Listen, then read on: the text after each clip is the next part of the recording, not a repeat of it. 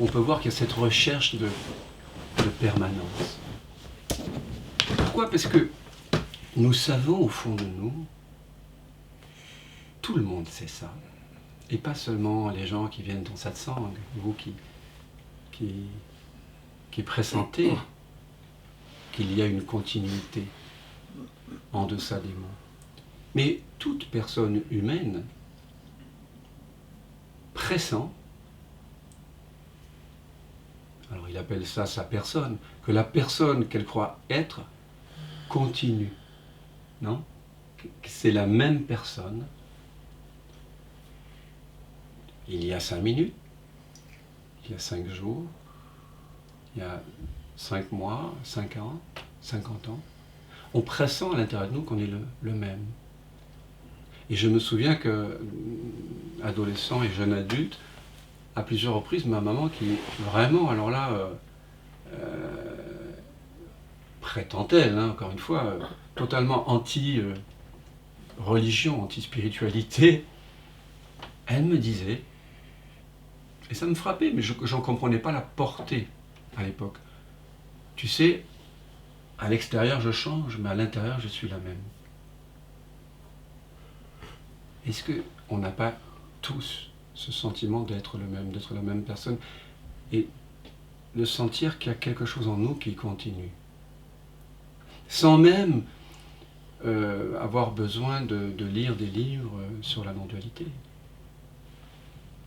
Je suis sûr que si l'on questionnait n'importe quelle personne dans la rue, qu'on prenait un peu le temps bien sûr, de s'asseoir avec la personne, qui est minimum d'ouverture, et qu'on lui pose la question, est-ce que tu n'as pas le sentiment, depuis l'enfance, d'être la même personne?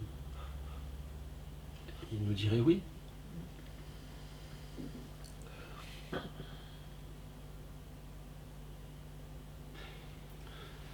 Donc ce pressentiment est juste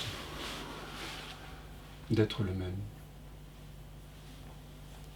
Mais qu'est-ce qui nous permet d'intuitionner cette continuité?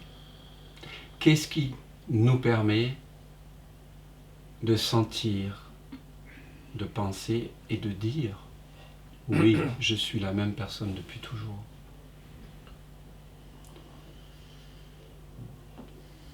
Est-ce que ce sont mes pensées? On a tous vu que nos pensées changent. À une époque, j'ai pensé que ma poupée était la chose la plus importante au monde, mon doudou, ou ma maman, ou ceci, ou cela. Après, ça a été mon club de judo, mes copains à l'école, mon équipe de foot préférée, la nation, mon professeur, mon ami, mon mari, ma femme, mes enfants. Et puis ça a changé. C'était une autre femme qui était devenue une chose plus importante, ou un autre homme. On ne votait plus à gauche, on votait à droite. On votait au centre, on votait écologique. On ne vote plus du tout. Maintenant, on est devenu non-dualiste. Je crois en la non-dualité. Donc, vous voyez que les pensées changent sans cesse. On ne peut pas attribuer cette intuition, donc, que je suis toujours le même, à la pensée, à nos croyances, qui varient au cours du temps. Et d'ailleurs, parfois vous êtes sans croyance, sans pensée, non? Dans la journée. Lorsqu'il y a un moment d'émerveillement, d'étonnement, de beauté, d'intimité, avec la musique, avec notre corps, avec le phrasé d'un merle qui fait des trilles, le matin, le soir. Vous voyez la rosée sur l'herbe, vous voyez une petite toile d'araignée qui brille dans le soleil levant. Vous voyez la course des nuages, et tout d'un coup, il y a le miracle d'être sans pensée. Donc, on ne peut pas attribuer cette continuité que vous ressentez à la pensée.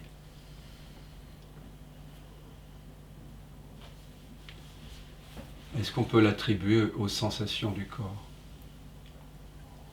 Vous voyez, quand tu poses ton verre et que tu te détaches la main de la tasse, les sensations changent. Maintenant, tes mains sont jointes, il y a des sensations, Dominique. Si tu enlèves les mains, les sensations ne sont plus là. Voilà. Tu éternues, il y a une sensation. L'instant d'après, c'est une autre sensation. Tu caresses ta barbe comme ça, enlève la main, la sensation disparaît. Tu la poses là, d'autres sensations apparaissent. Les sensations sont sans cesse changeantes. Tu sens tes lunettes sur le nez. Si tu les enlèves, il n'y a plus cette sensation. Tout change sensoriellement, tactilement, vibratoirement, en permanence. Le corps, c'est comme un nuage de points qui se meut sans cesse. Un peu comme un vol des étourneaux là, en automne, en ce moment. Je ne sais pas si vous en avez vu. C'est beau. Cette intelligence qui forme, et se déforme, et se reforme, et se déforme, et tout d'un coup, des milliers ou quelques dizaines de milliers d'étourneaux échouent comme ça dans un arbre, comme une sorte d'intelligence, mais dont on ne comprend pas les tenants et les aboutissants. Mais quand vous écoutez le corps, c'est pareil. Ce ne sont que des points dans l'espace, de sensations, sans cesse apparaissant, disparaissant. C'est un monde changeant. Et il n'y a pas tout le temps des sensations. Quand vous êtes dans le caisson d'isolation sensorielle, à un moment donné, il n'y a plus de sensations. Parce qu'il n'y a plus de contact avec les bords. Vous flottez dans l'eau à 37,2. Il n'y a pas de son. Quand vous êtes dans le sommeil profond, il n'y a pas de sensation. Pourtant, vous êtes. Vous ne cessez pas d'être. Le fait que les sensations apparaissent ne rajoute rien à la conscience qui en est consciente. Le fait que les sensations disparaissent n'enlève rien à la conscience.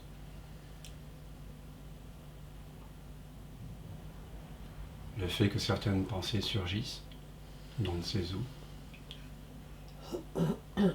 mais toujours à 0 cm de la conscience, ne rajoute rien fondamentalement à cette conscience. L'instant d'après, la pensée qui a surgi n'est plus là. Et pourtant, la conscience demeure.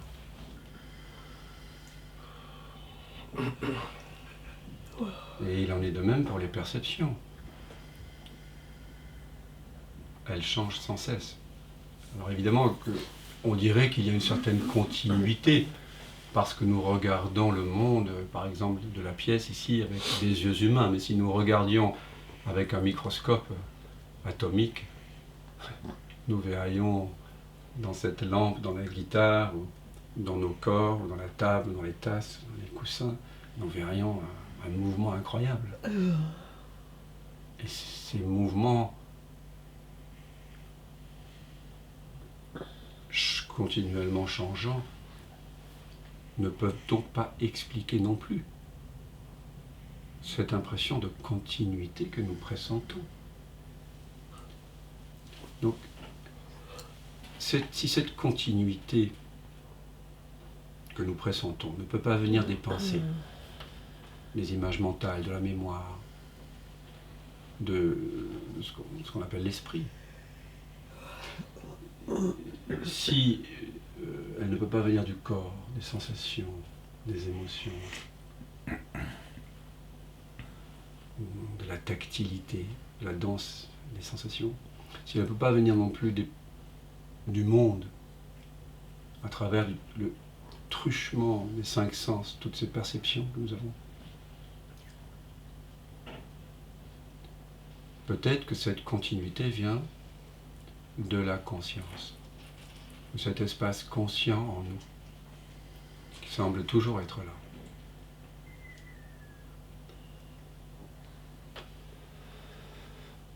Je ne vous demande pas ici de me croire. Non. Vous êtes votre propre autorité. Et comme disait Huang Po, que j'aime bien citer, le sage s'appuie sur ce qu'il voit directement. L'ignorant s'appuie sur ce qu'il pense. Voyez les choses telles qu'elles sont et ne vous préoccupez pas des autres. Que voyez-vous en cet instant? Qu'est-ce qui nous donne ce sentiment de continuité? Qu'est-ce qui fait qu'on sent qu'on est la même personne? On voit bien que la personne, c'est-à-dire le corps mental, change sans cesse. Donc la continuité ne peut pas venir de la personne. D'ailleurs, vous savez sans doute que personne, étymologiquement parlant, vient sans doute du mot masque, persona, personale, en italien aussi, pour sonner. Le masque qu'on met dans la tragédie grecque, à travers lequel le cœur s'exprime pour donner son caractère, le souffle passe à travers le masque de la personne. Et on dit d'ailleurs à l'opéra, chanter dans le masque, pour projeter la voix, pour projeter ma singularité. J'ai besoin d'un masque. Mais ce masque change sans cesse. Nous ne portons pas le même masque quand nous allons à un rendez-vous amoureux, quand on va au satsang, quand on va à un concert de jazz, ou qu'on chante une berceuse à notre enfant, quand on s'apprête à s'endormir ou à s'habiller le matin. Donc il y a quelque chose en nous qui est conscient de tout ça. Et peut-être que la continuité vient de cette conscience, qui n'est pas remarquée. Parce que cette conscience est comme un espace. Et on pourrait d'ailleurs le comparer, on pourrait faire cette petite analogie avec l'espace de la pièce dans lequel on se trouve. Vous voyez, que reste-t-il de cet espace lorsque j'enlève tout ce qui n'est pas lui? J'enlève les objets, la télé, le sofa, la table, les tapis, les portables, les humains qui se trouvent là, les fleurs, les orchidées, la caméra. J'enlève même les murs parce qu'ils ne sont pas essentiels à cet espace. J'enlève tout ce qui n'est pas essentiellement cet espace. D'accord? Tout ce qui apparaît en lui. Qu'est-ce qui reste? Qu'est-ce qui reste? Un espace. Quelle est la nature de cet espace? Il est comment cet espace? Quand j'ai enlevé tous les objets, les murs, la maison, quelle est la nature de cet espace? Alexandre, quelle est la nature de cet espace quand on a tout enlevé? Et il est présent. Il est présent, oui.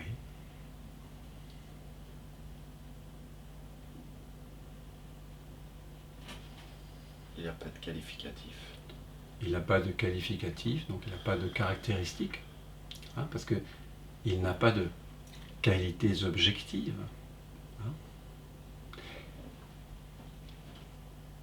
Par lesquelles il pourrait être limité.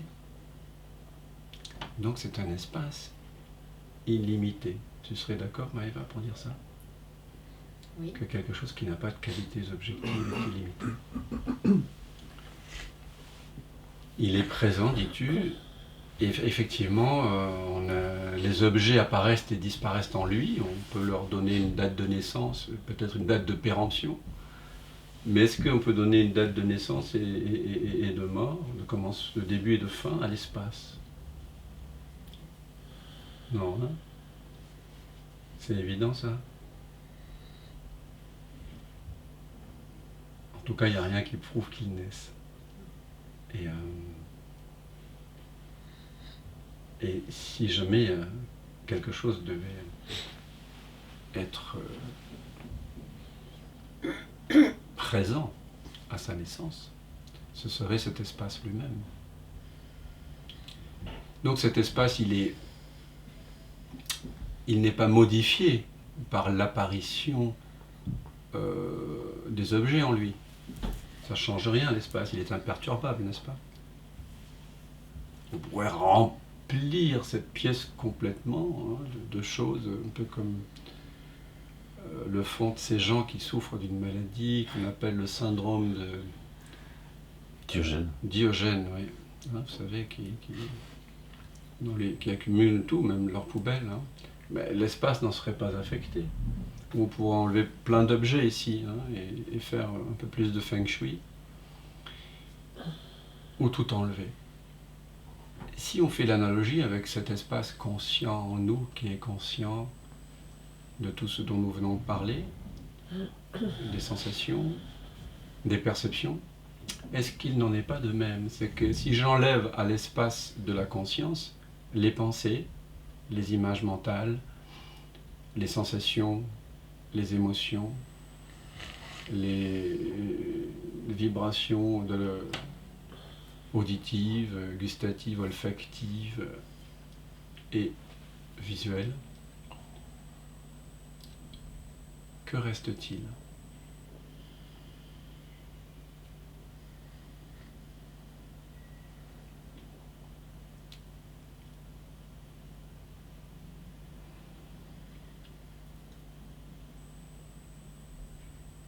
L'être.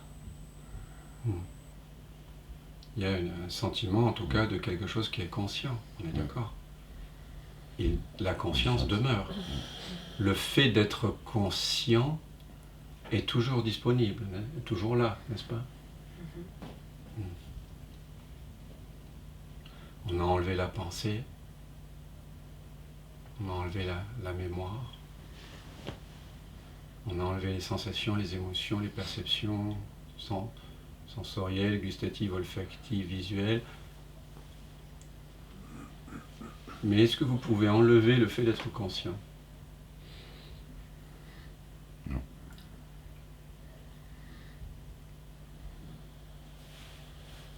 Donc je suggère que ce qui donne ce sentiment de continuité en nous, et que tout le monde admet plus ou moins, mais de façon un peu confuse, et on verra que c'est cette confusion même qui génère toute la souffrance dans le monde, et la plupart des conflits entre les hommes, entre les nations, entre les religions. C'est cette petite confusion qui fait qu'on attribue cette continuité, ce pressentiment de continuité en chacun de nous qui est réel, qu'on l'attribue à des objets qui apparaissent dans la conscience. Les sentiments, les émotions, les pensées. C'est cette confusion qui entretient la souffrance. Parce que quand nous réalisons que quand on a tout enlevé, je demeure en tant que pure conscience, vous voyez bien qu'à ce moment-là, les qualités qu'on énumérait tout à l'heure pour l'espace de la pièce, et dont on a enlevé tous les objets, les personnes qui s'y trouvaient, et toutes les qualités objectives, sont les mêmes que cet espace intérieur de conscience. Sauf qu'en plus, maintenant, l'espace, il est conscient. C'est-à-dire qu'il est imperturbable, il est paisible, quelles que soient les pensées qui peuvent survenir. Elles n'ont pas la capacité en elles-mêmes de perturber la conscience, de la même façon qu'un film sur l'écran n'a pas la capacité de perturber l'écran. Quand quelqu'un saigne dans le film, l'écran ne saigne pas réellement. Et donc, notre être véritable, c'est cette conscience qui est d'une paix inconditionnée. Il y a la paix. Quand j'ai fait ce processus neti, comme on dit en Inde, hein, ni ceci ni cela, quand j'ai enlevé à la conscience tout ce qui ne lui appartient pas de façon essentielle, ce qui n'est pas essentiellement elle, demeure simplement la conscience. Je suis.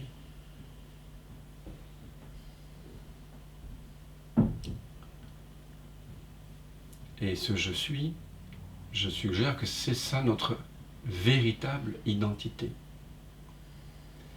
Parce que notre véritable identité, je suis, qui continue, qui est omniprésent, toujours présent, toujours conscient, toujours disponible, 24 heures sur 24, 7 jours sur 7, qui nous est offert, qui est gratuit, qui est disponible. On est dans ce je suis. Il n'a jamais pas été là. Nous n'avons aucune preuve de sa naissance. Donc on peut dire qu'il est omniprésent.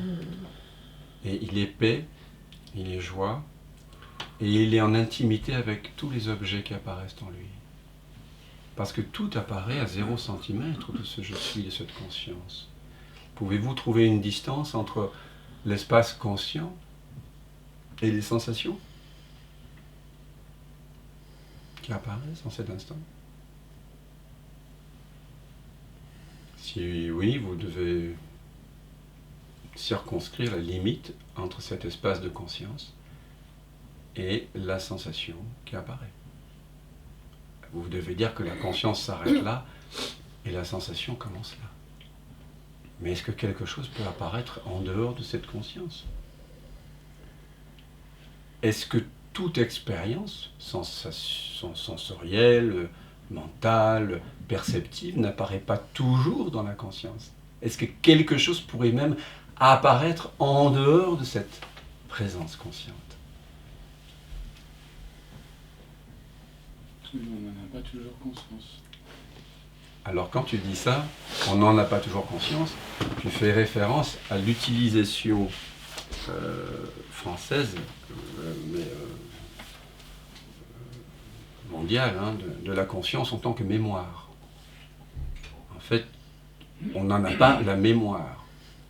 Par exemple, on n'a pas la mémoire d'avoir été présent et conscient pendant le sommeil profond. Mais l'absence de mémoire ne prouve pas l'absence de conscience. Oui, c'est ça que je veux challenger un peu, justement. Et tu fais bien. Parce qu'on pourrait se dire aussi, si je pousse l'investigation, on pourrait se dire aussi que en fait,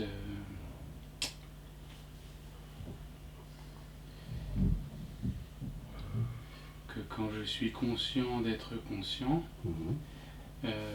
finalement c'est intermittent aussi. C'est-à-dire que rien me prouve que comme tu dis, que ça n'existe, que ça existe encore quand je ne le vois pas. Et d'un autre côté, si je challenge ça, rien ne prouve que si je ne le vois pas, c'est que ça n'existe pas. Bien sûr, j'ai une intuition, un pressentiment, mais là, c'est bon. Et bien sûr, c'est un raisonnement mental, mais... C'est pour ça qu'on est ici ensemble pour ce week-end, pour investiguer. C'est-à-dire, à chaque fois qu'il y a un doute ou une confusion, comme on est là pour mettre toutes nos confusions, nos doutes sur le tapis, dans le feu de la présence, eh bien on va investiguer, voir si c'est vrai. Ce que nous ne faisons pas habituellement. Pourquoi? Parce que la conscience que je suis, ce je suis que je suis, cette présence pure de la conscience qui est tout le temps là, elle est par erreur d'attention mélangée avec les objets qui apparaissent en elle.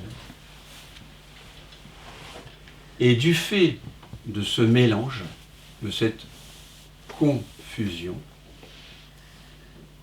eh bien, les qualités inhérentes à la conscience, qui sont la paix, la joie, l'amour, la liberté, la connaissance, semblent momentanément perdues. Parce que quand le je suis se prend pour je suis Dan, ou je suis un homme, ou je suis Maxime, je suis Alexandre, je suis Jasmine, je suis ceci, je suis cela, je suis jeune, je suis vieux, je suis en bonne santé, je suis fragile, je suis... etc. À ce moment-là, la conscience une s'identifie comme par jeu ou par erreur d'attention à quelque chose qu'il n'est pas. Et au moment où cette illusion, qui n'est pas réelle, a lieu, alors la vie de ce moi séparé, que je crois être, va être au service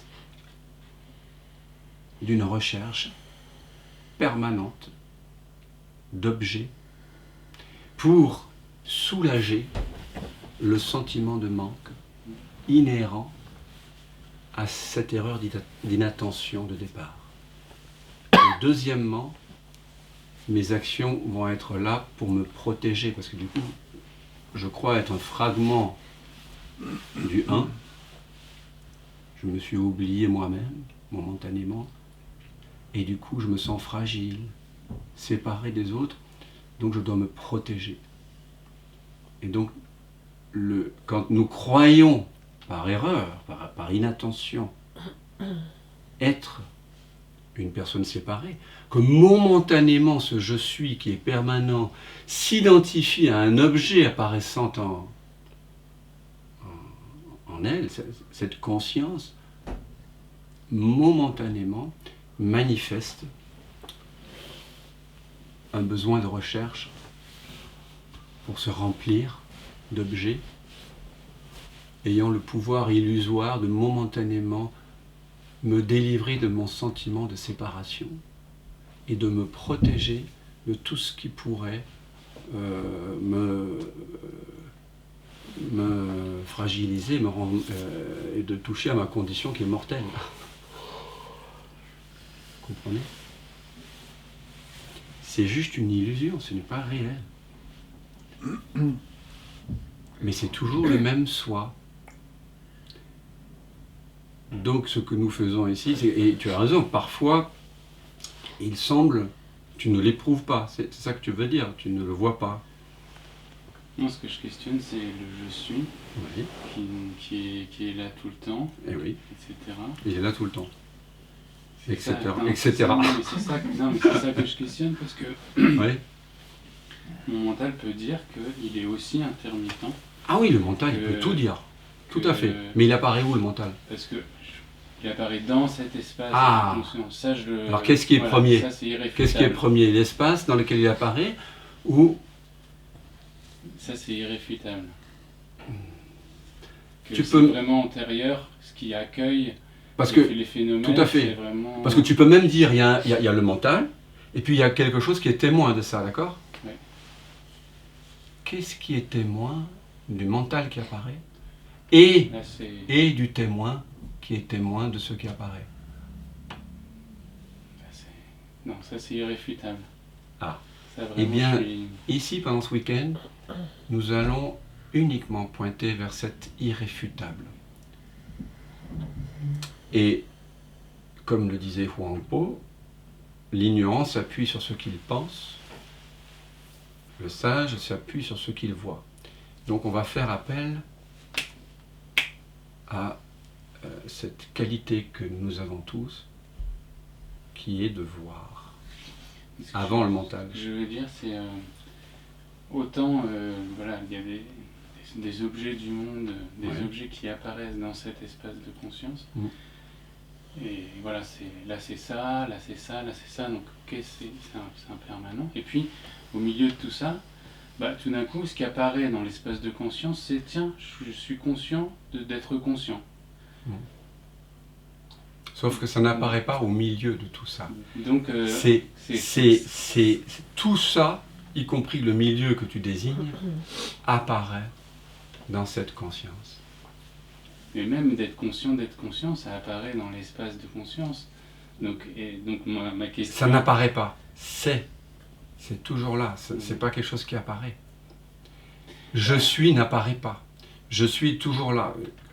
Quand je parle du véritable je suis, je parle du je suis préverbal, qui ne peut pas être nommé, ce vers quoi pointe la pensée-sensation je suis. Je parle de ce vers quoi pointe la pensée-sensation je suis, ce sentiment d'être. Quand on reflue vers ça, on voit que tu peux réaliser que cela avait toujours été là. Ce n'est pas quelque chose qui apparaît, qui disparaît, au même titre qu'une pensée. Ça semble être comme ça pour l'instant dans ta vie. Ce qu'on appelle une sorte de flip-flop. Parfois je réalise que je suis la présence, et puis j'oublie. Ah oui. Donc c'est ça, la seule façon de réaliser que c'est toujours là, c'est que ce soit de plus en plus toujours là. Oui, mais à chaque fois que ça, c'est évident, si tu dis que c'est apparu, tu vas croire que ça a les qualités d'un objet qui peut apparaître et disparaître. Donc il faut vraiment réaffirmer que c'est pas quelque chose, c'est un arrière-plan qui se dévoile parce que mon mental s'est dissous momentanément. Et l'arrière-plan, lui, est toujours là. La conscience, elle est imperturbablement là, toujours là, comme le maintenant.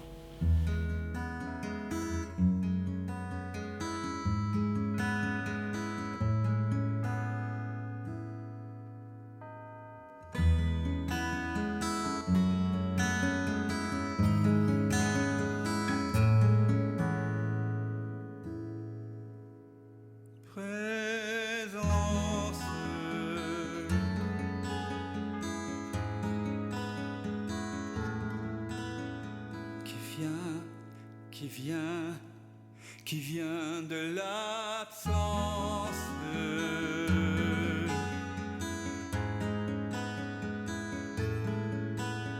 qui se rêve présent, et donne naissance à ce grand rêve qu'est l'univers et que l'on nomme la vie. Mais la vie, c'est quoi? C'est quoi? La vie n'est que danse et évidence de l'unique présence. Et tout prend naissance en toi qui jamais ne commence.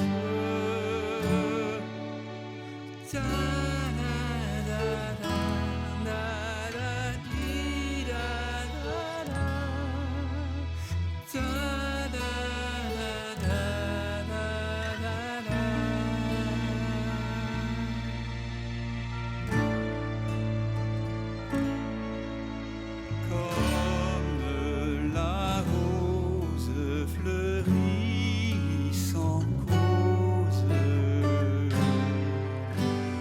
tout se déploie au cœur du virtuose. Je suis, tu es, et ici tous osmose. Je suis, tu es, nous sommes comme elle, faits de la même substance. Présence,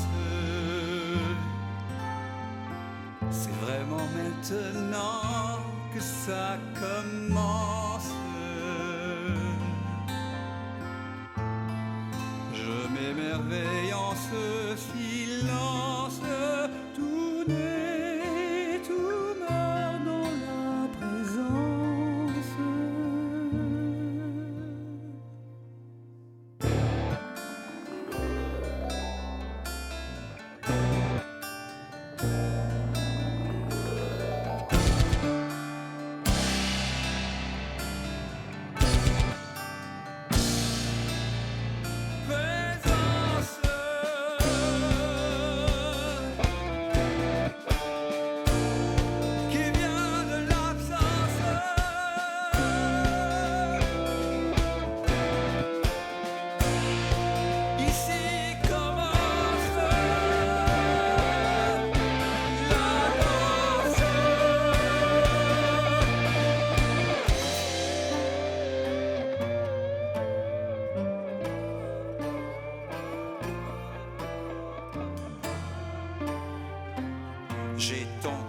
à ta porte pour te connaître, vérité.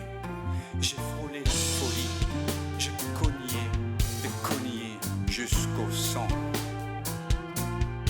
Un jour, la porte s'est ouverte et j'ai su que j'avais frappé de l'intérieur. C'est le mystère infini de la joie à être